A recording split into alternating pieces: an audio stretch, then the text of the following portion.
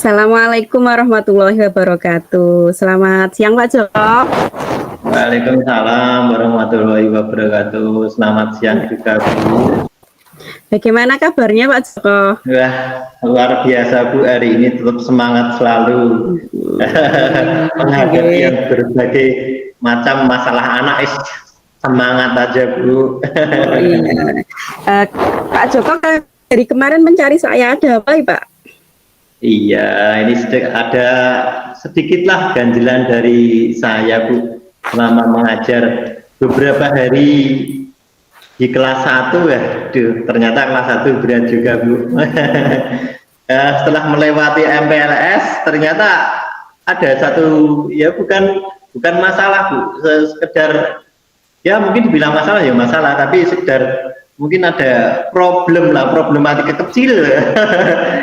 Unek-unek gitu ya Pak ya? Mau menceritakan, ini kelas 1 ini ada anak seorang cowok yang anak tersebut nggak TK, nggak sekolah, nggak tahu, terus tiba-tiba masuk ke kelas saya, dan kebetulan anak tersebut juga usianya sudah mungkin sudah saatnya kelas, karena mungkin kemarin saya lihat dari profilnya pas formulirnya, ternyata di situ tertera mungkin sudah 7 tahun, Bu. Ya sudah 7 tahun pas, jadinya terima nggak terima kita masukkan ke kelas tersebut. Nah, waktu di kelas ternyata karena basicnya anak tersebut nggak TK, nggak PAUD, ternyata ya agak begitu kurang, komunikasi dengan anak kurang. Ternyata kita coba-coba pancing kenal huruf, kita inisialnya siapa, namanya kita tuliskan di pas MPLS, di nama dadanya inisial saja siapa. Ternyata anak tersebut nggak bisa, Bu. Jadi kemungkinan ya karena tidak TK, tidak PAUD, dan mungkin di orang tuanya kurang perhatian. Karena setelah saya tanya teman-temannya juga, katanya di rumah itu nggak pernah bergaul, nggak pernah ketemu teman-temannya, dan anaknya juga akhirnya mentalnya juga mungkin agak kurang. Ketemu teman-temannya waktu berangkat sekolah dulu kan teman-temannya sudah ada yang kelas 2. Itu ketemu itu malah dia malu masuk rumah. Ayo sekolah, teman-temannya diajak, katanya malah masuk rumah jadi pemalu, jadi down mentalnya. Untuk itu saya juga kemarin saya coba inisial aja kurang. Berarti setelah saya pelajari kemarin itu juga waktu ada pengenalan angka, sekedar angka lah, ternyata saya coba sulitan juga. Berarti anak tersebut kurang, Bu. Masalah ini bagaimana ya, Bu, seandainya ini ke depannya seperti itu, menghadapi anak seperti itu, karena ini saya guru kelas 1 juga baru kali ini menghadapi masalah yang mungkin agak awal, yang mungkin belum bisa saya selesaikan, dan awal masalahnya bagi pengalaman saya pertama kali, Bu. Bisa mungkin Ibu bisa cerita atau mungkin bisa memberikan masukan pada saya, mungkin juga karena juga masalahnya itu bagi saya awal juga. Mau gimana? Wah, ini obrolan yang sangat bagus ya Pak ya. Tentunya Pak Joko mempunyai tujuan dan harapan ya Pak dari obrolan bersama saya ini ya Pak. Bisa mengikuti dengan teman-temannya, mengikuti pelajaran dengan teman-temannya, otomatis anak tersebut yang harusnya seumuran dia itu sudah mengenal huruf. Kelas 1 kan kita kenalkan huruf, anaknya 0, tidak bisa huruf sama sekali, dan nulis pun harus kita ajari manual gitu, maksudnya kita ajari mulai dari 0 lagi.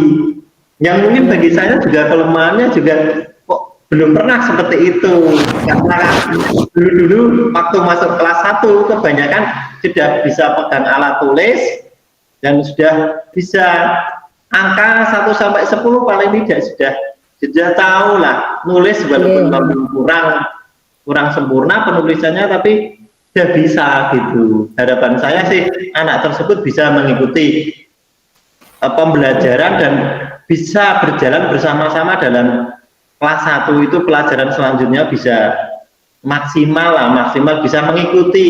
Bagaimana ya Bu? Oke. Terus tujuan Pak Joko mengajak ngobrol saya itu harapannya apa Pak? Tujuannya apa Pak ya? Begitu Pak. Ya, harapan saya sih ada penyelesaian masalahnya seperti itu. Masalahnya nanti ada pemecahannya, sehingga paling tidak beban saya sebagai guru kelas 1 itu bisa ringan, Bu. Ringan. Bagaimana ya Bu? Mari kita cari solusinya bersama-sama Pak ya. Iya. Pak Joko sudah mencari akar masalahnya Pak, maksudnya faktor penyebabnya anak itu kok bisa tidak ikut TK, itu kenapa Pak? Ya, kemarin saya tanya teman yang guru yang mungkin tinggal satu desa dengan anak tersebut, saya tanya info-info sudah, saya info-info sama teman-temannya yang mungkin sudah duduk di kelas 2, yang ada yang kelas 2, mungkin ada yang mungkin sudah kelas 5, teman tetangganya sebelah sudah saya info. Ternyata ya memang inti dari anak tersebut mungkin kurang perhatian orang tua, dan awal dulu harusnya kelas 1 dulu, sebelum kelas 1 kan harusnya TK itu masih kecil, harusnya diantar ke sekolah oleh kedua orang tuanya ternyata tidak bisa mengantar dan dipasrahkan kepada neneknya. Kedua orang tuanya pergi bekerja keluar kota, merantau, dan anak tersebut diserahkan. Biasa Bu, anak desa itu kebanyakan dititipkan ke neneknya, kemudian neneknya juga nggak bisa naik motor, rumahnya ya agak jauh, nenek juga tua, ya gimana lagi ya. Sekarang mau nggak mau seusaha gitu saya sekolah juga menerima Bu. Makanya gimana nih, bagaimana menghadapi seperti itu Bu? Masalahnya juga orang tua seperti itu. Berarti dulu kendalanya itu nggak ada yang mengantarkan gitu kan ya Pak, makanya sampai nggak sekolah. Nggak ada yang, ya ini nih kurang perhatian juga. Ini kan kurang perhatian juga. Kalau memang neneknya perhatian, harusnya mengantarkan ke sekolah. Kalau anak kecil Bu, siapa sih yang mungkin pasti awal masuk PAUD atau TK pasti diantar Bu. Tapi kalau mungkin neneknya nggak bisa naik motor ya nggak tahu ya. Ternyata hasilnya sekarang seperti ini. Mungkin dulu neneknya nggak bisa naik motor karena sudah tua-tua, dan letak geografis sekolah kita juga seperti ini, naik gunung turun gunung, otomatis ya mungkin karena letak geografi juga akhirnya timbulnya nggak sekolah. Nah sekarang baru sekolah. Berarti banyak faktor ya Pak ya yang menyebabkan anak tersebut tidak sekolah begitu. Terus apa yang Pak Joko lakukan agar anak itu mau sekolah gitu Pak, mau masuk SD ini, kelas 1 ini? Kalau kemarin awal PPDB, info tersebut memang awal masuk PPDB kita kan biasanya menghubungi TK. Ternyata TK ada jumlah anak, tapi ada satu anak yang katanya nggak mau sekolah TK dan sudah saatnya masuk SD 7 tahun.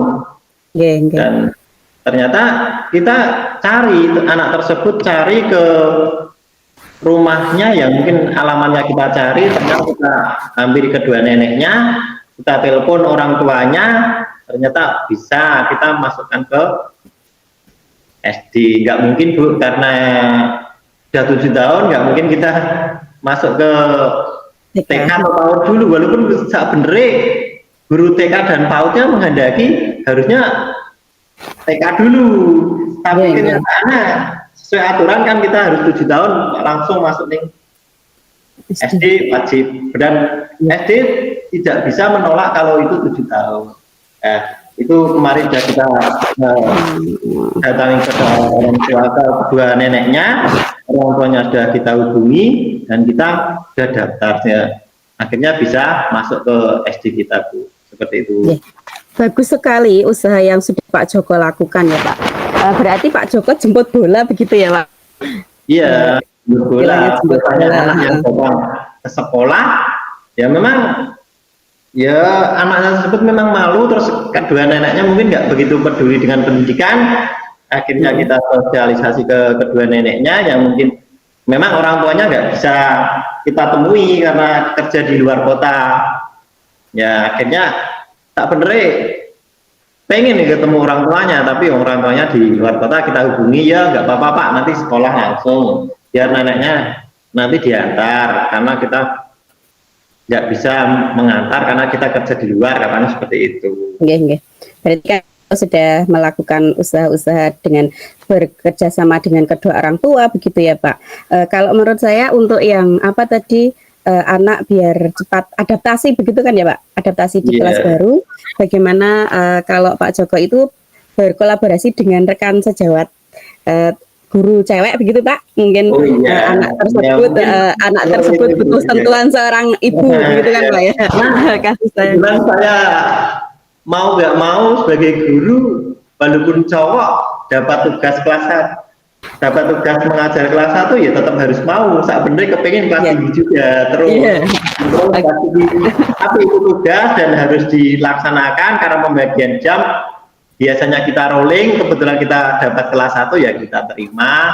Ya nanti kita perlu juga menghubungi teman yang mungkin ya ibu-ibu yang mungkin lebih mempunyai sifat keibuan, mendampingi sampai beberapa minggu sehingga anak tersebut bisa mungkin beradaptasi dengan anak yang lain, bisa yang paling tidaklah mentalnya bisa tertata dan gak pemalu dan bisa mengikuti teman-temannya, Bu. Harapan saya juga seperti itu.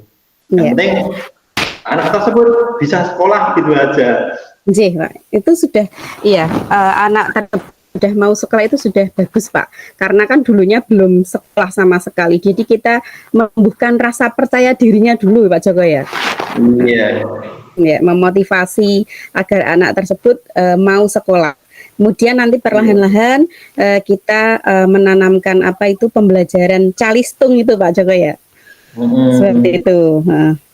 Terus kapan Pak Joko memberi pendekatannya Pak kepada anak tersebut?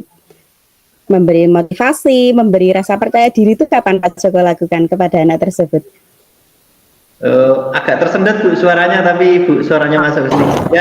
Ya kita juga perlu pendekatan juga kepada anak tersebut, pendekatan personal juga, perlu kasih sayang juga, mungkin sikap mungkin ke apa ya seorang cowok juga harus sekali-kali mengeluarkan sikap feminim juga ya Bu, menghadapi anak itu. Sifat keibuan Pak ya. Karena sifat keibuan. Jadi anak kecil kalau kita mengeluarkan sifat kejantanannya, takutannya kan harus feminim. Berarti kita nggak cowok, tapi paling tidak untuk menunjukkan pada anak, oh ternyata bapak ini mempunyai sikap keibuan juga, karena di kelas juga kita mungkin bukan hanya seorang bapak, juga seorang ibu juga pengganti bapak ibu di rumah, mungkin di sekolah. Kebetulan mungkin anak tersebut juga nggak ada orang tua, kedua orang tuanya kerja di luar kota, ya mungkin kita harus berperan jadi bapak dan ibu mereka, mungkin seperti itu ya. Iya, harus profesional gitu. Iya. Pak Joko hebat luar biasa. Mungkin lah Bu. Hebat sekali Pak, luar biasa yang sudah Pak Joko lakukan. Terus apa komitmen Pak Joko terhadap penyelesaian masalah yang sedang Pak Joko alami ini Pak?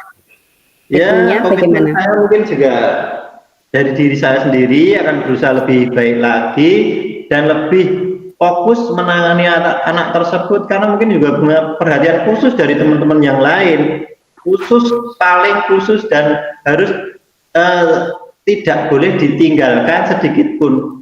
Ya saya juga berpikir seperti itu, karena ditinggal sedikit saja ke kantor ngobrol, takutnya mungkin awal adaptasi itu loh Bu, kalau seandainya ditinggal ke kantor, dia nggak punya teman, sendirian, terus mentalnya jatuh, terus dia kapok nggak sekolah, itu bahaya juga.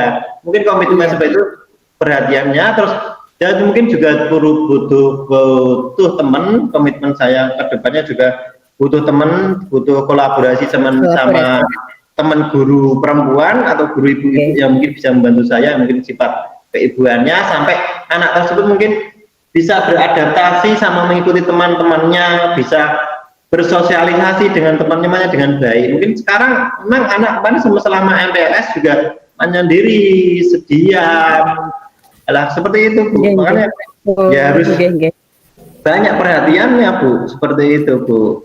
Bersama-sama dengan guru yang lain bisa menghadapi anak tersebut, bisa mengatasi segala masalahnya.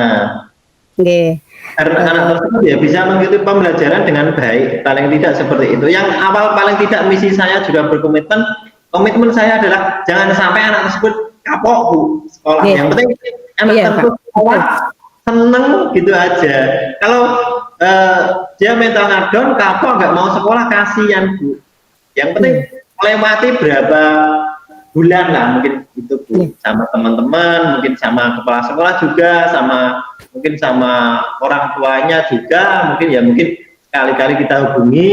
Kalau mungkin sedikit trik juga Bu, mungkin waktu pembelajaran kita juga perlu menghubungi kedua orang tuanya, diajak video call ke sekolah kan lebih bagus Bu. Itu kreatif juga, pengen juga seperti itu.